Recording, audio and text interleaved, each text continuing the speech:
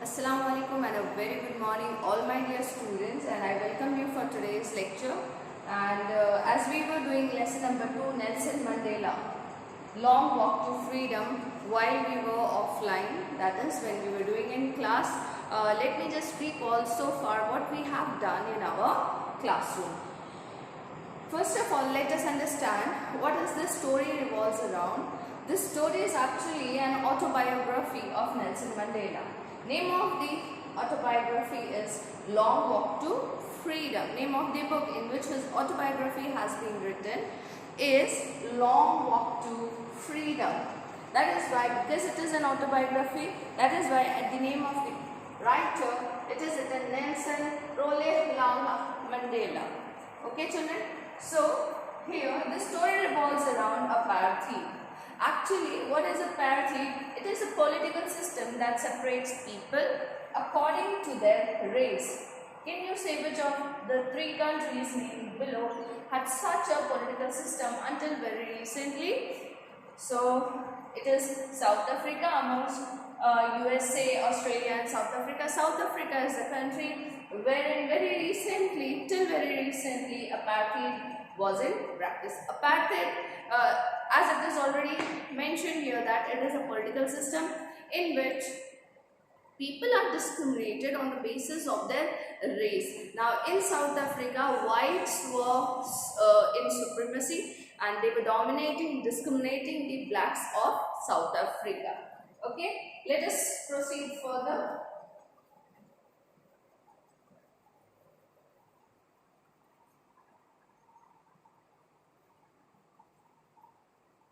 In this extract from his autobiography, Long Walk to Freedom, Mandela speaks about a historic occasion, the inauguration. Can you guess what the occasion might be? Check your guess with this news item from the BBC of 10th May 1994. So, on 1994, that was the day of inauguration. Now, here it has been asked to the readers that which type of inauguration was that. So, to know which inauguration has been discussed here, there is a newspaper cutting from BBC, which date is it is 10th May 1994. Okay, so Nelson Mandela becomes South Africa's first black president. So, what is in news? What is the headlines? It says that Mandela became South Africa's first black president. So far, no black. This means that so far no black had ever become a president in South Africa because it was white supremacy in South Africa. So for the first time, one black South African has become the president for the first time. Nelson Mandela has become South Africa's first black president after more than 3 centuries. That means for as long as 300 years, whites are a superior race in South Africa. Centuries of white rule. Mr. Mandela's African National Congress, ANC, as we have INC, Indian National Congress in Africa, they had African National Congress Party, won 252 of the 400 seats in the first democratic elections of South Africa's history. So, first time in the history of South Africa, children, democratic elections were conducted. That means the people have voted for their favorite candidate whom they feel is going to do justice with the government of the country. He may be working for the betterment of the country and its people. So, by how many votes did he won? He won by 250. He won by 250 votes out of 400 seats. That means for more than half of the seats he has won. More than 50% of the people have voted for him. The inauguration ceremony took place in the Union Buildings Amphitheatre in Pretoria. Today here means 10th May 1994. Attended by politicians and dignitaries from more than 140 countries around the world. That means to witness this ceremony, of taking an oath of the presidency ship, there are around politicians and dignitaries from around 140 140 countries have come.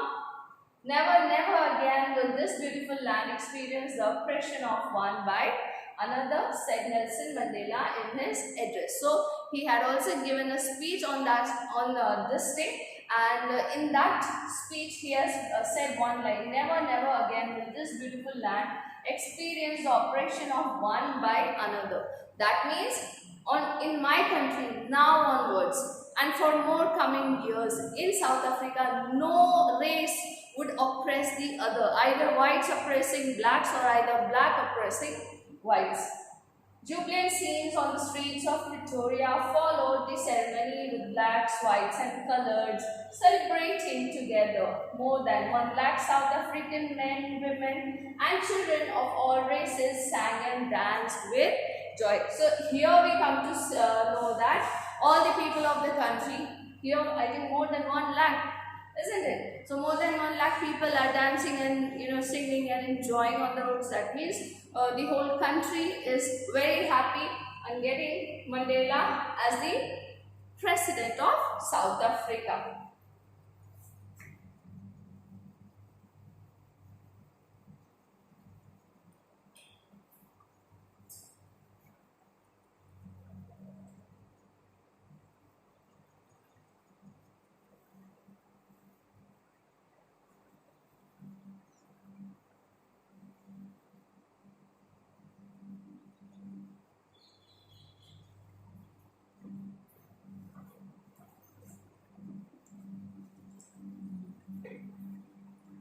So here we begin our lesson, children. 10th May dawned bright and clear. For the past few days I had been pleasantly besieged by dignitaries and world leaders who were coming to pay their respects before the inauguration. The inauguration would be the largest gathering ever of international leaders on South African soil. So here Mandela says that he had been surrounded by many world dignitaries because he had recently won the elections, and 10th May is the day when he has to take the oath and occupy the seat of the President of South Africa. He says that 10th May dawned. That means 10th May, this day had begun bright and clear. Here bright and clear symbolizes a day with full of hope. And he says that for the past few days he had been happily surrounded by many great leaders around the world. Why these great leaders have come from around the world? To congratulate him on this great victory. This victory over apartheid. The ceremonies took place in the lovely sandstone amphitheatre formed by the Union buildings in Pretoria. For decades this had been the seat of white supremacy, and now it was the site of rainbow gathering of different colors and nations for the installation of South Africa's first democratic non-racial government. That means the inauguration ceremony is going to take place in Pretoria, where in the amphitheatre, right? Why an amphitheatre? The amphitheatre formed by the Union building in Pretoria. So this inauguration ceremony is going to take place in an amphitheatre. What is an amphitheatre? An open air theatre. So here the inauguration ceremony has to take place. Now for decades means a group of 10 years. So for many decades the Union building had been a seat for white supremacy. That means in government there were no blacks, only whites were in the government. Okay children. And he says that it was a site of rainbow gathering of different colors and nations for the installation of South Africa's first democratic non-racial government. Why he calls it as a rainbow gathering? Because people from various countries from around the world have come. Now, people from different countries, they have different physical features, they have different colors. So when people from different countries have come, they all look different, but they all are sitting in the Union building amphitheatre to witness the inauguration ceremony. So because they all are different, they look like colors of a rainbow. Why they have come? They have come see the installation is assembling of South Africa's first democratic, that means before this elections South Africa was not following democracy. You all know democracy is the government for the people, by the people and of the people. So before this elections, the person in government was not elected by the people. It was elected from within the white group of white peoples. They were in government. And why it is called non-racial government? Because this time, for the first time, a black president has been elected. On that lovely autumn day, I was accompanied by my daughter Zinani on the podium. Mr. D. Clark was first sworn in as second deputy president. Children, you can see here picture of Nelson Mandela.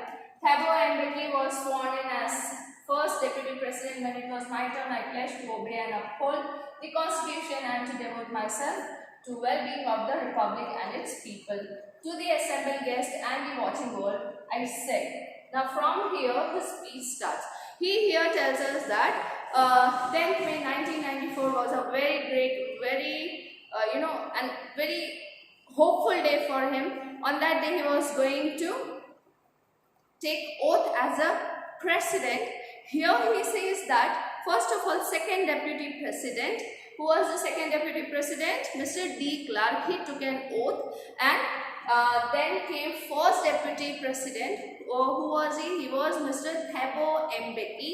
He also took oath. When Mandela says that when it was his turn, he took oath as the president of South Africa, and he pledged, that means he promised, he took a vow to obey and uphold the constitution and to devote myself to the well-being of the republic and its people.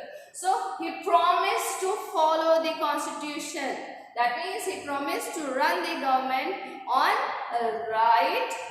righteous way, and he is going to obey and uphold the constitution and to devote myself. And he promised to devote his life for the betterment of the nation and its people. To the assembled guests and the watching world, I said, after taking oath, then he started his speech. What did he say in his speech? Let us see.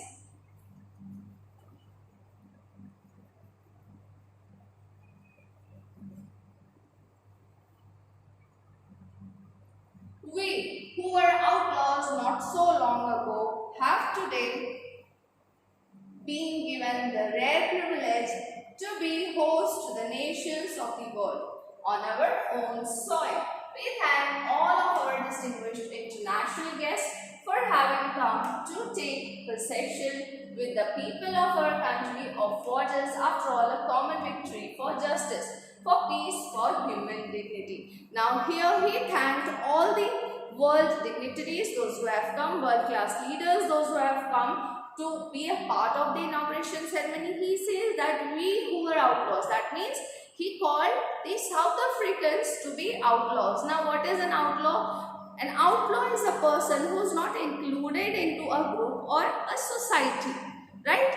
Because of some bad deeds or some crimes. So he has been expelled from the society or the group.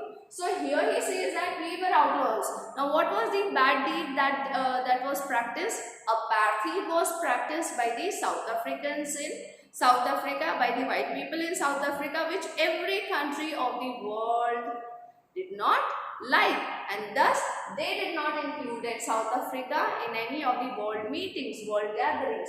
So he says that we who were outlaws not so long ago have today been given the rare privilege to be host of the nations of the world on our own soil. So he is happy to host all the world leaders, those who have come here, and he says that he is happy for the guests, all his guests, and he welcomes them, saying that it is not the victory of only one nation, but it is a victory which is a common victory. Common victory means it is a victory for all humans. Victory for justice, that means no injustice would be done for any human, for peace and for human dignity. We all have a dignity, human dignity. What is that dignity? Our basic right. Right to speech, right to express, right to education, isn't it? So these are the basic rights that we have, and that collectively brings our human dignity. We have at last achieved our political emancipation. We pledge ourselves to liberate all our people from the continuing bondage of poverty, deprivation, suffering, gender and other discrimination. Never, never and never again shall it be that this beautiful land will again experience the oppression of one by another. The sun shall never set on so glorious a human achievement. Let freedom reign. God bless Africa. So, he says that they have finally achieved political freedom. How?